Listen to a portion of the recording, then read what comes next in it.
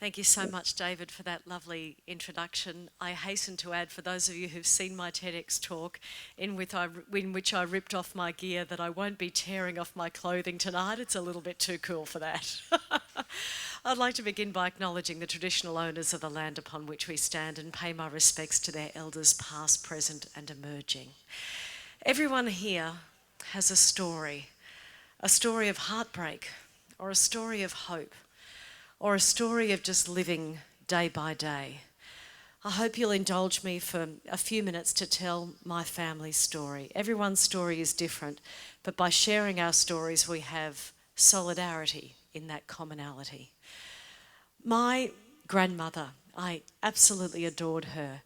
She was so clever. She was the 5th smartest girl in Queensland when she was 14 years old.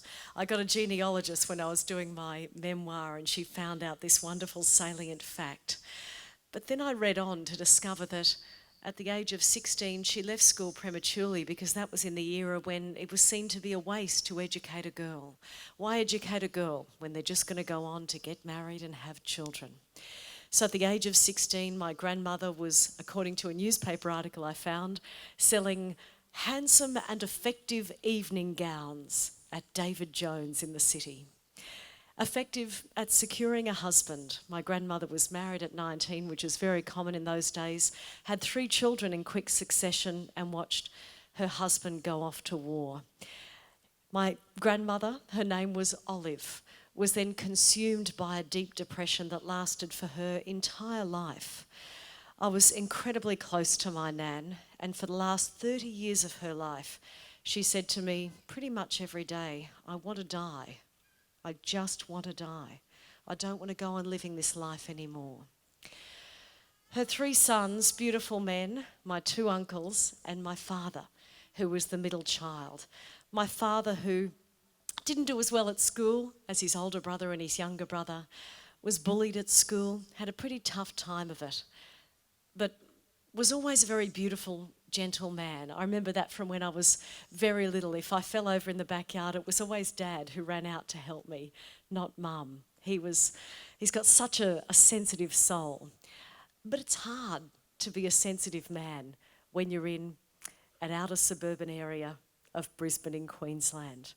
The area I grew up in, it was what you'd call a bogan area these days.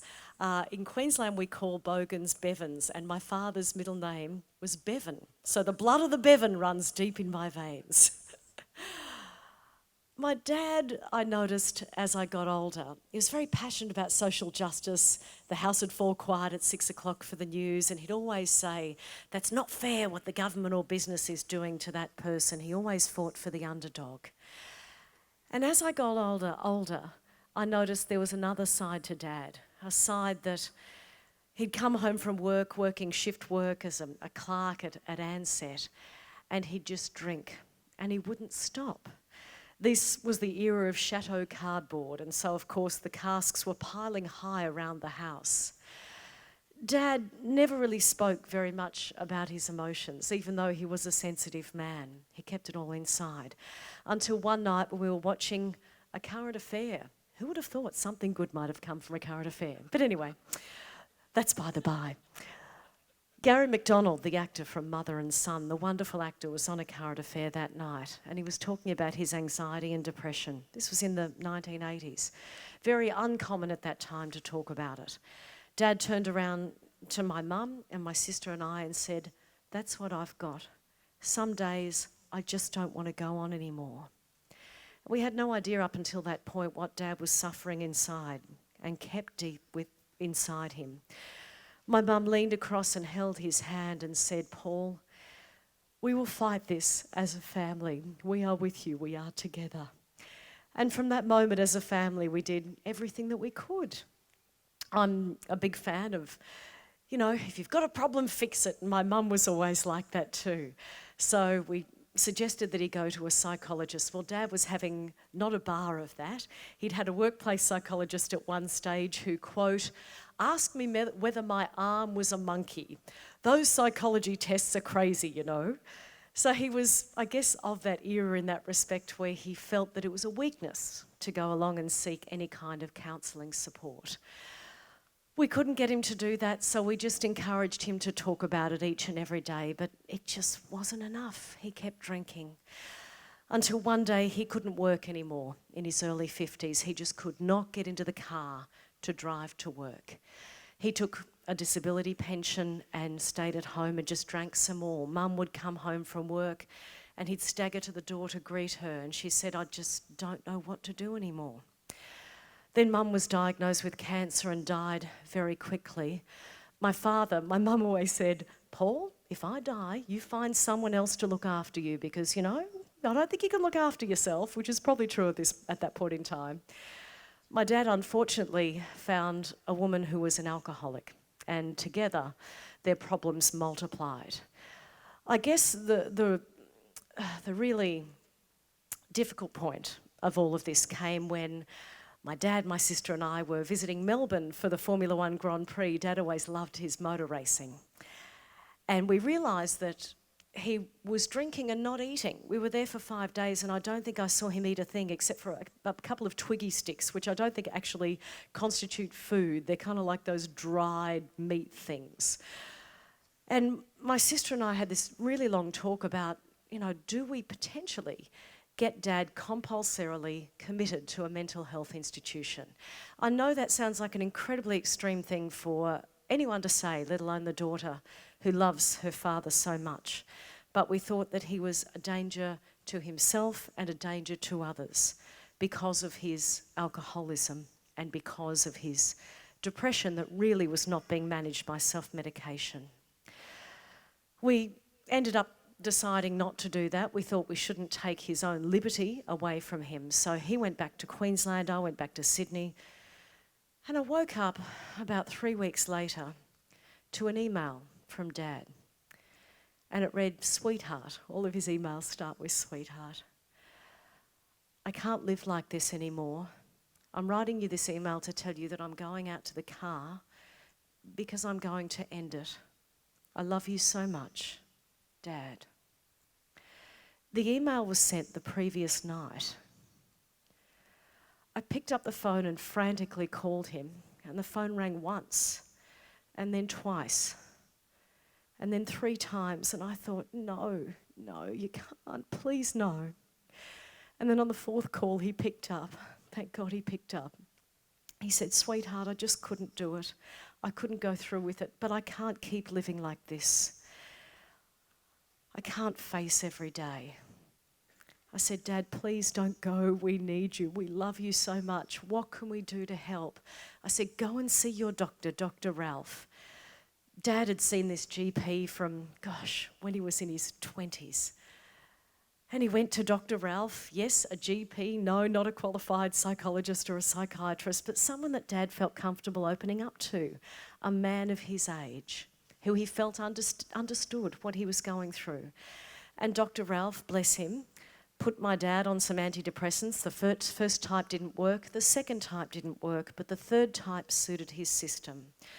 I personally am more of a believer in counselling, but if medication works, then that's tremendous too. And that medication, I believe, has kept my father alive for all of these years. Dad then really had to tackle his alcoholism. And again, we tried to talk to him about whether he could stop drinking or cut back on drinking. It was just too difficult. Until 20 ulcers exploded in his stomach and he drove himself to the local hospital and called us from the hospital and said, "That's it, I'm not drinking anymore." I said, "It took 20 ulcers exploding in your stomach to make you realise that?" "Yes, sweetheart, but it's okay. I think I can do this." And it's extraordinary. Dad hasn't touched a drink now for, it must be 7 years. He gave up the smokes at the same time. One addiction has been replaced with another. It's been quite remarkable watching his evolution in the past 7 years. He first of all replaced the drinking and the smoking with an addiction to soft drink and lollies, which I thought was, probably not great, but fine.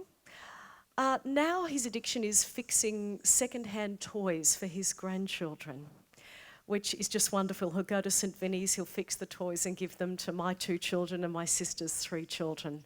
We really can't believe how much Dad has really turned his life around.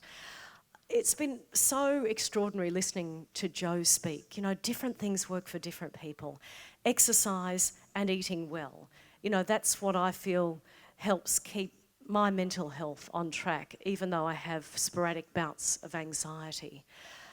But Dad's never walked around the block in his life and he eats deep fried food every day.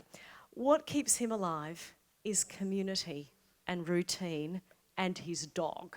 Different things work for different people. Dad goes to the club every week with his friends, doesn't have a drink, isn't interested in gambling, just wants to spend time with them. He's got this beautiful dog that keeps him company. We see him an awful lot, so family sustains him. And yes, to speak to the wonderful previous speaker, the internet. My dad taught me how to use Facebook. He's so agoraphobic that he rarely leaves the house except to go to the club. But he keeps connected with people on Facebook. And that's really been something else that's contributed to keeping him alive. Whatever works for your loved one or for your family, I think, you know, go with it. That's what's kept my dad alive all these years. In our own nuclear family now, I have a 10-year-old daughter, Grace, and a 12-year-old son, Taj. My beautiful husband, Jason. We have some pretty serious mental health issues in our household as well. I'd like to talk briefly about that before I leave you tonight, because I know it's quite a chilly night and I'm sure you're wanting to get somewhere warm. It's all very well and good to recommend that people talk to their families, talk to a community, talk to a counsellor. All of that helps. It helps remove the stigma around mental illness. It's all very well and good to have services like the wonderful Headspace and Beyond Blue and Lifeline. But we've had instances in my household in recent months where we've picked up the phone to those services and the phone has rung out. Now, I know there's not enough money in our mental health system when that is happening, and that is happening every day, and that could mean that someone dies. It's just not good enough. Not only do we need more money, we need the money to be put in the places and the services where it's needed the most. I think everyone here knows that. We also need to talk to our children about aspects of mental health that aren't usually spoken about, and that's the gendered aspect. I write a lot about inequality, particularly gender inequality, and I still hear things amongst my son's year at school, year 6, about don't cry, don't be a sissy, all of this awful language. You know, this whole big boys don't cry thing, I thought it was gone, but it's still entrenched in Australian schoolyards. My beautiful son, who's always been the talker, the chatter, the open one about his emotions, now he's turning 13 this year. He feels pressured by the other boys to not be so emotive, to not talk about that stuff, to not, quote, be a sissy, to be a tough boy. And it devastates me that this is still happening in our schoolyards. My daughter, on the other hand, being 10, is getting to that age where the good girl syndrome plays a part. And that's part of the title of my book, because I see a lot of extreme perfectionism in girls, teenagers and young women these days. And that can manifest in an awful lot of ways. An obsession about the food that goes into their mouths, an obsession about how they look and how they appear, a creeping perfectionism. That whole idea of being superwoman, being able to do everything, is manifesting in our girls in this next generation. And that creates a whole bunch of issues that leads to self-harm and eating disorders. So we need to have deeper discussions about the gendered aspects of mental health issues and suicide. And as parents, bring up our children as children, not boy this or girl that. I know there's a lot of controversy about speaking about it in that way, but they're just children or they're just teenagers. We don't want to create expectations that build on any mental health issues they might be predisposed to. I'd like to wrap up by sending you a message from my dear dad, who I called this afternoon. I told him what I was doing here today. I'm so proud of him for, you know, as a man of his generation, allowing me to tell his story. I write about it briefly in my book, but this is the first time I've spoken about it publicly, because he wants a lot of people, especially men of his generation, to talk about this, to seek help, to understand there's a lot of ways that you can tackle it. I said, what message do you want to send, Dad? He said, just tell them that you're not alone. I'm here to stand in solidarity with you, those of you who have lost loved ones to suicide, those of you who have mental illness in your own families and in your own community. And I'd like to thank you all for shining a light on the darkest night. This is the most extraordinary night. Thank you for the privilege of being here.